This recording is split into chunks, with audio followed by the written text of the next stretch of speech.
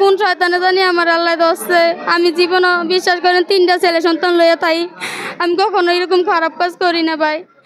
অনেকের কাছে আমার একটা আচ্ছা, আপনি আপনি আপনি আপনি তাকে হাত পায়ে বেঁধেছেন এবং এখানকার যে টিচাররা ছিল বা এখানকার যে জনগণ ছিল তারা এসে দেখেছে যে আপনি মেয়ের হাত পা বেঁধেছেন, হ্যাঁ? তো সেক্ষেত্রে কি দিয়ে বেঁধেছিলেন আপনি? আপনি আপনি রশি পেয়েছেন কোথায়? বাথরুমে একটা উন্না ছিল, উন্নাটা দিয়া আপনি ওটা দিয়ে বেঁধেছেন, এই তো? আচ্ছা, এই মেয়ের থেকে মানে কি কি কি তুমি চিকুর দিও না, আমি খুব অসহায় বিশ্বাস করো। আমি যখন তুমি চিকুর ফেরে না, চিকুর ফেললে আমি হয়তো মানুষ ইয়া করবো। ও কান্না করে না, ইয়া করে না, পরে আমি এত বাইরে গেছি ভাই। আমার ওনার সাথে এই বাচ্চার সাথে কি কি ছিল, কি কি অলংকার ছিল, আপনি কি কি নিয়েছেন? 2টা কানের দুল ছোট ছোট। 2টা কানের দুল ছিল, আর কি ছিল? আর কিছুই না। এগুলো কোথায় এখন? এগুলো ওইখানে ফালাই দিছে, আর যেখানে গাড়ি থামাইছে। এগুলো কোথায় ফেলছেন? হ্যাঁ, কোথায় ফেলছেন এগুলো? বুঝি না। অলংকারগুলো কোথায় ফেলছেন? ওইদিকে গাড়িতে নামিমা, ওই রাস্তার সাইডে। আপনার আপনার দেশের বাড়ি কোথায়? সাচারে। সাচার, কচুয়া সাচার? সাচারে আমি ওইদিকে কাজ করি। দ্বিতীয় শ্রেণীতে পড়ি। আমি এই ক্লাসে বসেছিলাম, আর বেড়ে আমার কয় বাবুরা ধরে আমি আমার ফার্স্ট অফে পাইছি প্রচুর। এরপরে আমি গেছি, এরপরে কয় কইছে বাথরুমের ভিতরে ঢুকা। এরপরে আমি ঢুকছি, তারপরে বারোটা দাঁড় করায় আমার উন্নরা লইছে, উন্নরা লইয়া আমি ফেল দিয়া আমার মুখের মধ্যে ঢুকাই দিচ্ছে। আমি কিছু কইতে পারি না। এরপরে আমি জানলে গা তুমি এই ইয়া করে, আমি তোমার ক্লাসের একটা বাবুর ফাটাইতেছি। এরপরে ফাটায় না, এরপরে ভিতরে দিয়ে বাইরে দিয়ে দিয়ে গেছে গা। এরপরে আমি করে উঠছি, আর ওই যে ম্যাডামরা শুনছে, এরপরে আমার বার করছে।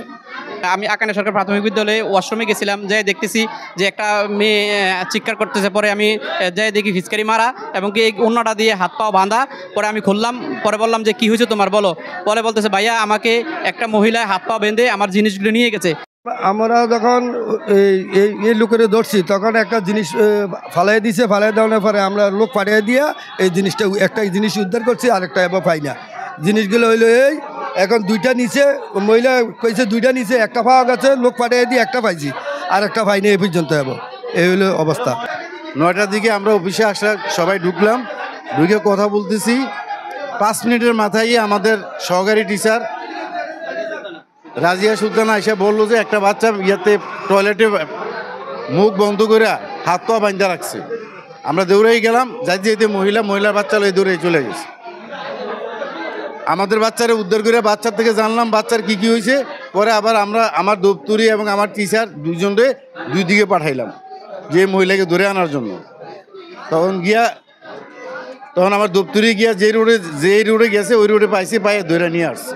সকাল 10 ঘটিকায় আমার প্রধান শিক্ষক ফোন দিয়ে জানিয়েছে যে এই স্কুলে একটা বাচ্চাকে একজন অপহরণকারী মহিলা বাচ্চার মুখে কাপড় গুজে বাথরুমে নিয়ে তার কানে দুল নিয়ে এবং বাচ্চাটাকে নিয়ে চলে যেতে ছিল। এই অবস্থায় স্কুলের দপ্তরি দেখতে পেয়ে শিক্ষকদেরকে জানায়। আমি তাৎক্ষণিকভাবে প্রধান শিক্ষককে বলেছি যে থানায় খবর দেন, থানায় আমরা আসতেছি।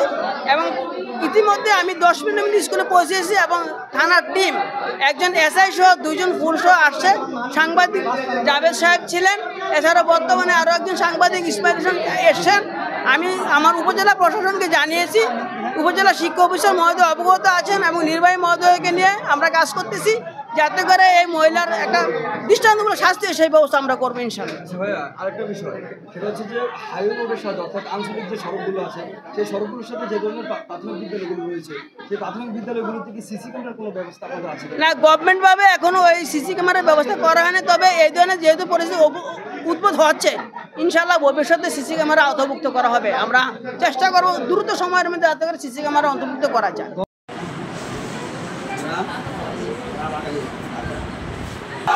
আজকে সকাল 10টার দিকে আমার কাছে একটি ফোন আসে যে উত্তর আকানিয়া সরকারি প্রাথমিক বিদ্যালয়ে একজন শিশু দ্বারা এরকম আটক করছে। আমি তাৎক্ষণিকভাবে আমাদের যে টহল টিম আছে তাকে সেখানে প্রেরণ করি। পরবর্তীতে জানতে পারি যে উত্তর আকানিয়া সরকারি প্রাথমিক বিদ্যালয়ে আরিফা সুলতানা নামে 2য় শ্রেণীর এক ছাত্রী সে যখন প্রকৃতির ডাকে সাড়া দেওয়ার জন্য বাথরুমে যায়, যাওয়ার পরে সেখানে উপস্থিত ছিল এক মহিলা, তার নাম হলো মায়ানুর, বাড়ি হলো মাঝিগাছা। তার সাথে একটি 2 বছরের ছোট বাচ্চাও ছিল। যখন মেয়েটি প্রস্রাব করার জন্য ভিতরে ঢুকে, তখন ওই মহিলাও সেখানে প্রবেশ করে, তার হাত বেঁধে এবং হলো মুখ ওড়না দিয়ে আটকিয়ে তার যে সাথে কানে যে দুল ছিল সেই দুল সে নিয়ে ওখান থেকে চলে যায়। পরবর্তীতে এক টিচার ওই বাচ্চাটির গোংরানির শব্দ শুনে এরপর তাকে উদ্ধার করে, এবং যখনই সে শব্দ শুনে ইতিমধ্যে উনি দেখে যে গেট থেকে ওই মহিলা বাহির হয়ে যায়। পরবর্তীতে টিচাররা মিলে এবং এলাকার লোকজন মিলে তাকে আটক করতে সক্ষম হয়। আমরা থানায় নিয়ে আসছি, তাকে জিজ্ঞাসাবাদ করে তার সত্যতা পাওয়া গেছে। ভিকটিমও থানায় আসছে। এ সংক্রান্ত আইনি যে প্রক্রিয়া আছে সেই আইনি প্রক্রিয়ায় মামলা রুজু করে বিজ্ঞ আদালতে তাকে প্রেরণ করা।